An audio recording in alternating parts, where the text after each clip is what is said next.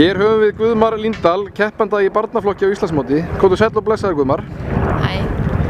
Íslandsmeistari í fimi í gærkvöldi. Ef við byrjum á því, út af hvað gengur keppni í fimi? Hún gengur út á það að hafa hestinn sinn mjúkan, geta leyst verkefni sem maður þarf að leysa og já. Og hestur þinn í fimi, hann var? Daniel Rósessi. Og hefurðu keppt áður í fimi? Já, ég hef keppt öll árin mín í barnaflokki í fimi.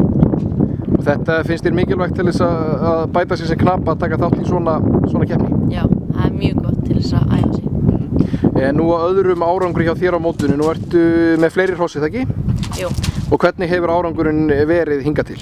Hann hefur verið mjög góður og gangað mjög vel. Og í hvaða greinum ertu að keppa, fyrir utan fimi? Ég er í slagdómatölti, 4-gang, tölti og 5-gang. Og ertu í úrslitum í öllum greinum? Ég er í úrslitum í slagdómatölti, 4-gang og tölti.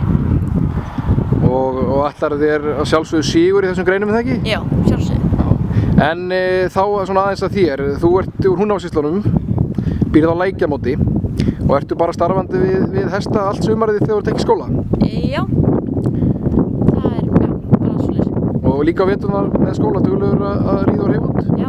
Hreyfa hrossin afsakið? Og þessi hross sem að þú ert þá að keppa hérna á, þau eru þá náttúrulega að hluta til allavega eða kannski öllum hluta þjálfið af þér?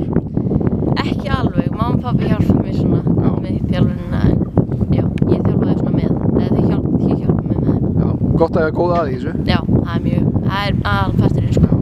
Guðmar, ég þakka þér fyrir spjallið og óska þér áfram velgengni á þessu móti og gaman að spjalla þig.